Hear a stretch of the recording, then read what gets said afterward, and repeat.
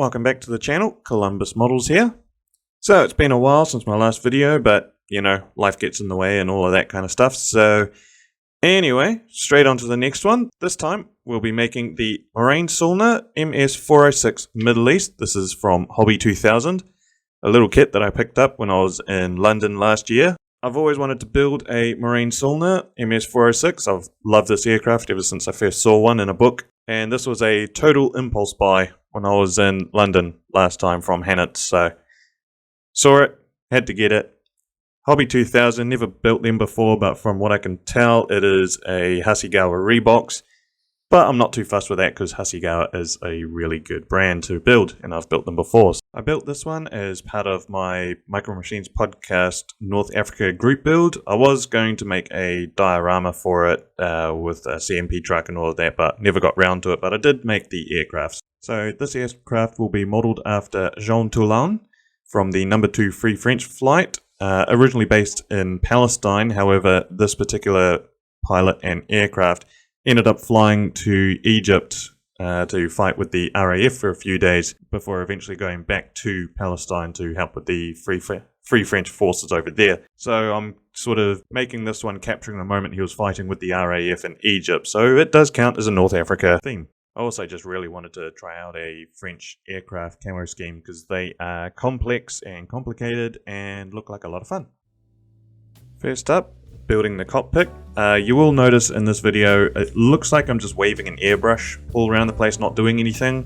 It's because this aircraft has a lot of greys that are very similar to the plastic, especially on camera. So trust me, I am doing something. As you can see, first off, I'm just priming it, and then I'll be giving it a coat of grey paint. It's just, yeah, everything looks the same. So yeah, it kind of looks like I'm just not doing anything, especially to the side and the inside fuselage here. I am doing something, I promise.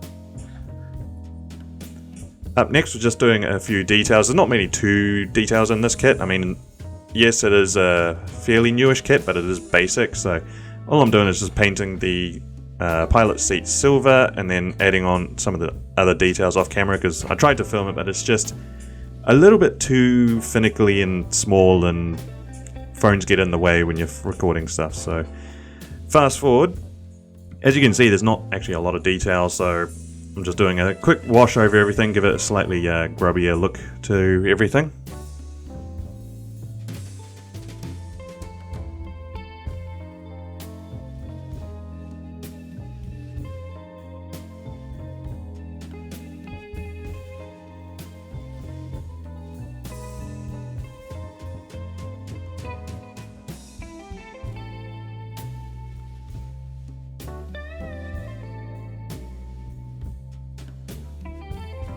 After that, putting the cockpit inside the fuselage and closing up the halves. The cockpit connection points are not the best inside the fuselage, I will say. They're just held on by 4 little tabs, so they're kind of free floating around the place, and yeah, makes putting the halves together a little bit difficult, but otherwise, the fuselage halves themselves, they go together very well. I really enjoyed building this kit. It was so simple to put together, especially after some recent ones I've been putting together, which have been a complete ball ache. The wings go together fairly well. This was the one area I was concerned about. The last Hasegawa kit I built had the same sort of configuration. Yes, this is Hobby2000, but it is a Hasegawa rebox. And that wing root had a lot of gaps.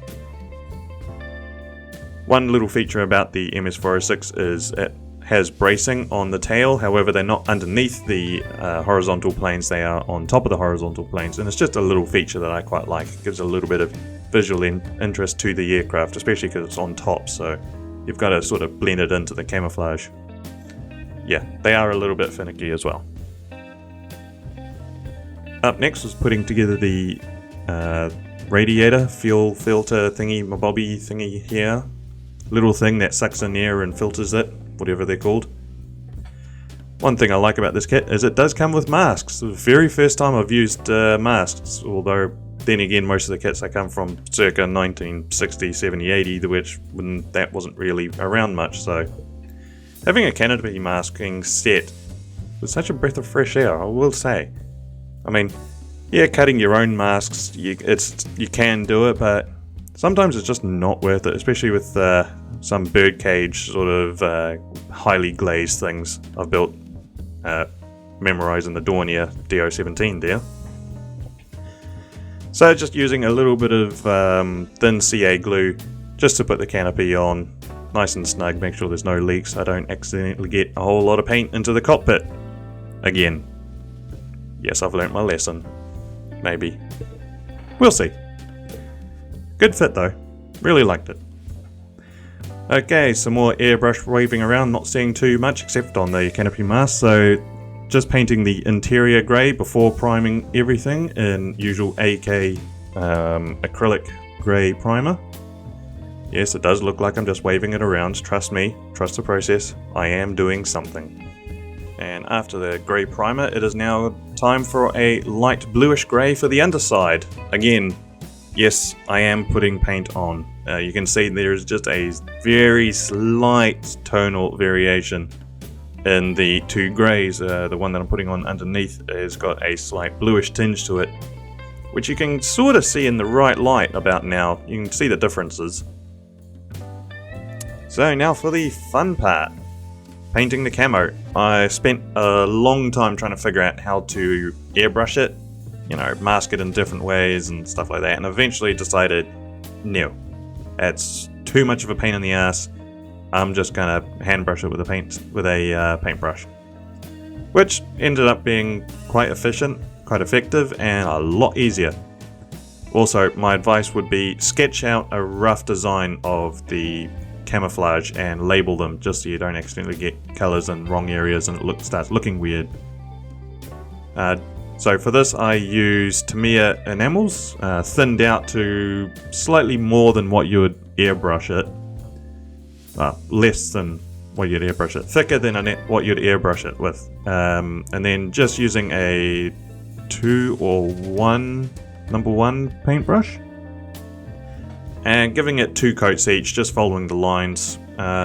This took me about 3 hours to do, although I have a very short attention span, so I had to go off to do other things after a while, just because you know, attention's not there most of the time. But I did get through it eventually. It was kind of relaxing in a way, and so you can see the first coat goes down quite thin. You can kind of still see brush marks and stuff like that, but when you go through with the second coat, it kind of, especially with enamels, I find it just sort of helps melt the surface around the paint and just helps blend it into a nice sort of self-leveling sort of look to it. So it's one of the reasons I like to use enamels, and also they're much easier to fix mistakes, which I do a lot because, you know, I'm impatient and I'm still learning all of this after 3 years. You know, don't look the random odd decent build fool ya.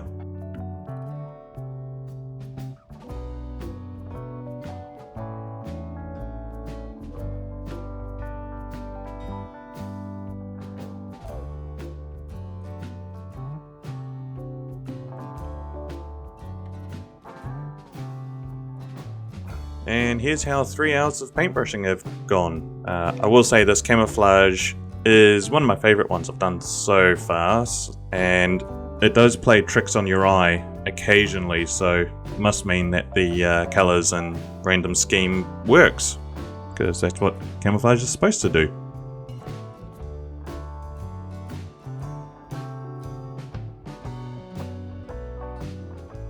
After that, the only real details left to paint are pitot tubes and guns and all of that, and the tail.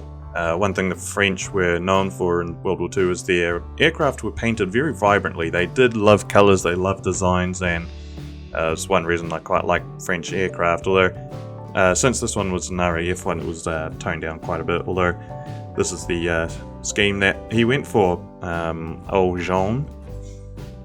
So this is just a very light sandy brown colour painted onto the tail, whereas a lot of the others that were used, especially in the Middle East, were very vibrant. You know, you're looking at yellow tails, yellow noses, stuff like that, whereas this one's quite subtle and subdued, but I think it would look quite good.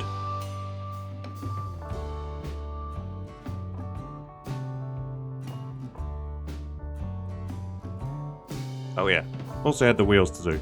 Almost forgot them. They were just painted with flat aluminium for the centers, and then the tires themselves were a mix of dark grey and black to get a sort of off black lightish colour. And then just using icky sticky CA glue to put them all together and attach them to the aircraft. These were a little bit fiddly, I will say, but you know, you just got to take your time and just work with them, and eventually you'll get them to work. The connection points inside the aircraft are fairly decent, so you won't have to worry about them falling off or anything like that. And the last major point to attach is the propeller, which I painted off camera, and it's just a simple black with a little bit of silver showing, and I always glue down my propellers so they don't spin. And now onto the decals, and I will say these decals are amazing. These are some of the best decals I've worked with so far. Of course, being an RAF liaison aircraft, this one was repainted over the French roundel with an RAF roundel. However, this one, the French put their roundels right at the tips of the aircraft, whereas the British usually didn't. So it's kind of a little bit of mix of British roundels, but a French design in regards with their placements. But yeah, these decals are absolutely incredible. Love them. The colors are vibrant, they settle really well, and they work really well with decal solutions, and they're just ultra thin, and yeah, super good. These roundels are just amazing. And of course you have the RAF tail to put on, which could have fit a little bit better, but overall I'm not unhappy with them. I was thoroughly impressed with them. This was overall one of my favorite kits. It was a very good kit. If you ever buy this kit, you should definitely build it. It's a really good kit.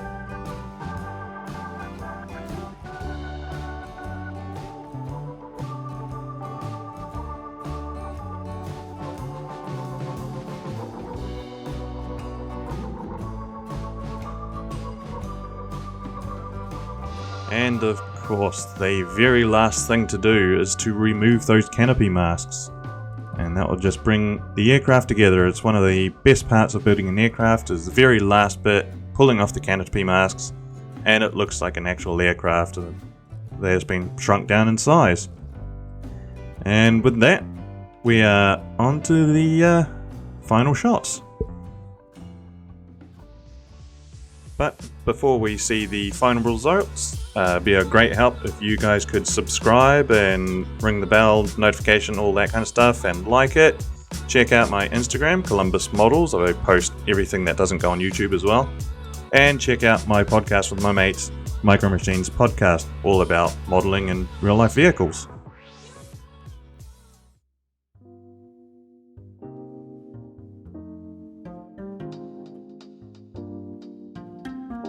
And that is my build of the Hobby2000 Morane-Saulnier MS.406 Middle East, modelled after the one flown by Jean Tulasne from the No.2 Free French Flight, flying out from Palestine, helping out with the British in Egypt, going under RAF designation, and then going back to Palestine. It's not a 100% accurate representation because the camouflage is difficult, but it's close enough. Hope you guys enjoyed the video, and I'll catch you on the next one.